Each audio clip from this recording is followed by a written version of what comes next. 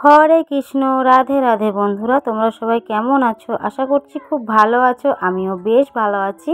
তোমাদেরকে সাথে নিয়ে আজকের ব্লগটা এখান থেকে স্টার্ট করলাম। তো বন্ধুরা, বর্ষাকালে কিভাবে গোপাল সোনাকে সেবা দেবে সেটাই তোমাদের সাথে শেয়ার করব। যেহেতু বর্ষা পড়তে আর বেশি দেরি নেই, আর আমি কিভাবে গোপাল সোনাকে সেবা দিই সেটাই তোমার সাথে শেয়ার করব। তো ব্লগটা কেউ স্কিপ করো না, দেখতে থাকো। আশা করছি তোমাদের খুব ভালো লাগবে। আর একটা দিদিভাই আমাকে কমেন্ট করেছে যে গোপাল সোনাকে বুকে তুলসী পাতা দিতে নেই। ও জানি না কি মন্তব্য না নিয়ে কমেন্টটা করেছে। আমার কমেন্টটা দেখে অনেক অনেক খারাপও লেগেছে যে একটা তুলসী পাতা বুকের মধ্যে দিয়েছি বলে এরকম ধরনের কথা বলেছে। যাই হোক বন্ধুরা, তোমরা যদি আমার কমেন্ট সেকশনে যাও তাহলে দেখতে পাবে একটা ভিডিওতে একটা দিদিভাই কমেন্ট করেছে। তবে 2 দিন আগে আমাকে একজন কমেন্ট করেছিল যে গোপাল সোনার কাছে একটা তুলসী পাতা দেবে, তাই আমি স্নান করানোর পর বুকে দিয়েছিলাম তুলসী পাতা। কিন্তু সেই দিদিভাইয়ের কথাটা শুনে আমার একটু ভয় ভয়ও লাগছিল। তার জন্য আমি ভাবলাম যে আর দেবো না। কিন্তু আমি বুঝতে পারছি না যে আমি কার কথাটা শুনবো। যেই দিদিভাই আমাকে দেওয়ার জন্য বলেছিল তার কথা শুনবো, না যে বারণ করছে তার কথা শুনবো, আমি এটা বুঝতে পারছি না। আমি কনফিউজ হয়ে যাচ্ছি। তো প্লিজ তোমরা যদি কেউ জেনে থাকো যে গোপাল সোনার বুকের মধ্যে একটা যদি তুলসী পাতা দিই সেটা দিলে কোনো খারাপ কিছু হবে বা কোনো ভালো কিছু হবে, এরকম যদি কেউ জেনে থাকো অবশ্যই আমাকে কমেন্ট করে জানাও। কারণ আমি চাই না আমার গোপাল সোনার খারাপ কিছু হোক। কারণ গোপাল সোনাকে আমি খুব ভালোবাসি, আমার বাড়ির প্রত্যেকটা সদস্য খুব ভালোবাসে। আর গোপাল সোনাকে আমি ছেলের মতো দেখি, তাই আমি চাই না। তো প্লিজ কমেন্ট করে জানাবে। আর যারা বুঝতে পারছো না তারা যাবে আমার চ্যানেলটা একবার ভিজিট করবে। তো সেখানে দেখবে একটা বেশ বড় কমেন্ট আছে।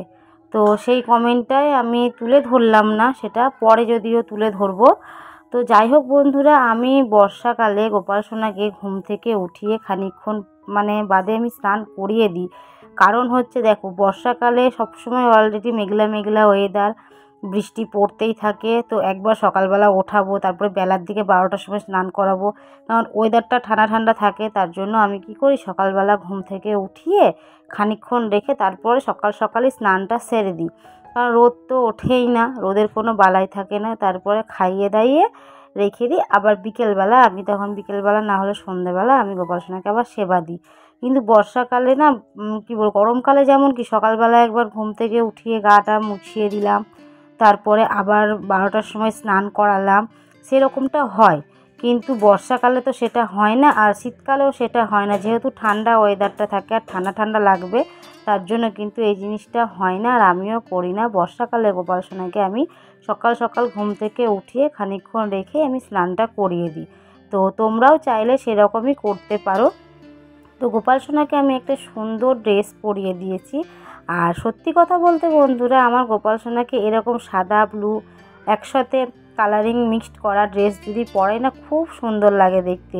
আমার যেন মনে হয় আমি গোপাল সোনার দিকেই তাকিয়ে থাকি। তারপরে তো আছে আমার সাদা ফুল, টগর ফুল তো আছেই। তো আজকে এই ফুলটা পেয়েছি, বলো তো কমেন্ট করে এই ফুলটার নাম কি? পাশের বাড়ির বাগানে ফুটেছিল, 1 পিসই ফুটেছিল, তো আমি সেটা তুলে নিয়ে এসেছি। আর এখন গোপাল সোনাকে আমি নীলকণ্ঠ সাদা নীলকণ্ঠ আর টগর ফুল দিয়ে সাজাবো। তো বর্ষাকালে বন্ধুরা তোমরা এটাই করতে পারো, যারা যারা গোপাল সেবা করো। বা আমি তো মন থেকে করি, সত্যি কথা বলতে। এটাই আমি কোনো মন্ত্র দিয়ে বা বড় বড় ব্রাহ্মণরা পূজারীরা যেমন মন্ত্র টন্ত্র দিয়ে করে, আমি সেরকম করতে পারি না। আমি অত মন্ত্র পড়তেও পারি না। আমি আমার নিজের মন থেকে ভক্তি ভরে শ্রদ্ধা করে দিই। তবে একটা দাদাভাই আমাকে কমেন্ট করেছে যে তুমি যদি মন থেকে গোপাল সোনাকে সেবা দাও বা তুমি মন থেকে যদি গোপাল সোনাকে ভোগ নিবেদন করো, তাহলে কিন্তু অবশ্যই গোপাল সোনা ভোগ গ্রহণ করবে। এরকম আমাকে একজন কমেন্ট করেছে। তো আমি সত্যিই বলছি, গোপাল সোনাকে আমি মন থেকে দিই, কারণ আমার গোপাল সেবা করতে খুব ভালো লাগে। আর গোপালকে আমি ভালোবেসে নিজের থেকেই নিয়ে এসেছিলাম। নিজের থেকে এনেছিলাম বলতে কি, দেখো কারোর আশঙ্কিত না হলে কিন্তু কেউ সেই জিনিসটা করে না। সেরকমই গোপাল সোনা আনবো, গোপাল সেবা দেবো, এটা আমার কোনো ইচ্ছা ছিল না, কোনো দিনকারই ছিল না। আমার বিয়ে হয়েছে আজকে প্রায় 12 বছর হয়ে গেল, কিন্তু আমি গোপাল সেবা করিও নি, গোপালকে আনিও নি। কিন্তু হঠাৎ করে একদিন মনে হলো যে আমি গোপাল নিয়ে আসবো। তো আমার বিকেলবেলার থেকে মনটা কেমন অস্থির অস্থির লাগছিল যে গোপাল সোনাকে নিয়ে আসবো, গোপাল সোনাকে নিয়ে আসবো এইরকম। তো কী করলাম, রেডি হয়ে বেরিয়ে গেলাম সন্ধ্যাবেলা গোপাল সোনাকে আনতে। তো সেই রকমই।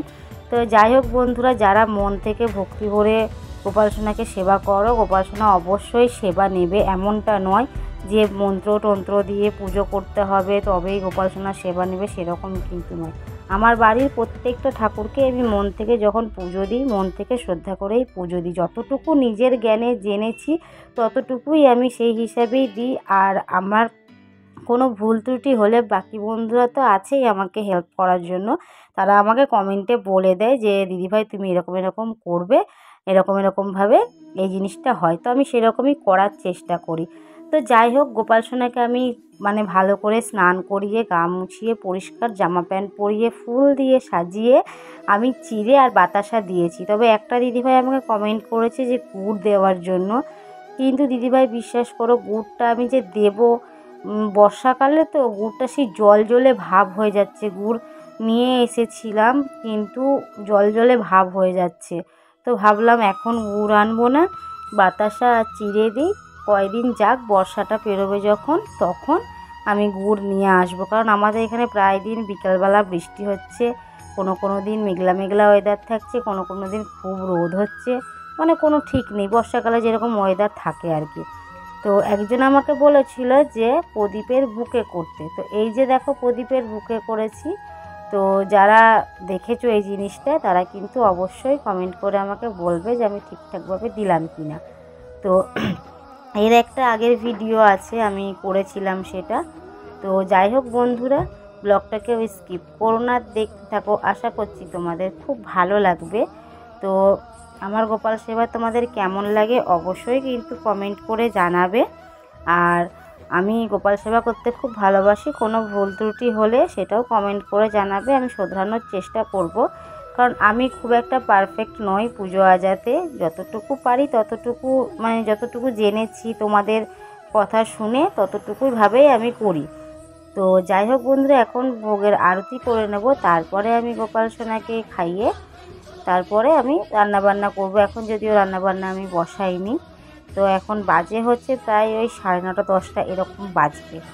তো যাই হোক বন্ধুরা, আজকের ব্লগটা এই পর্যন্তই। ভালো লেগে থাকলে অবশ্যই একটা লাইক করে দেবে, চ্যানেলটি সাবস্ক্রাইব করে আমাদের পাশে থাকবে পরবর্তী ভিডিও দেখার জন্য। আবার তোমাদের সাথে দেখা হবে নেক্সট কোনো ব্লগের সাথে, ঠিক কাল সকাল 12টায়। আপাতত সবাই ভালো থেকো, সুস্থ থেকো। আজকের মতন ব্লগটা এখানেই শেষ করলাম। রাধে রাধে বন্ধুরা, ভালো থেকো সবাই, টাটা।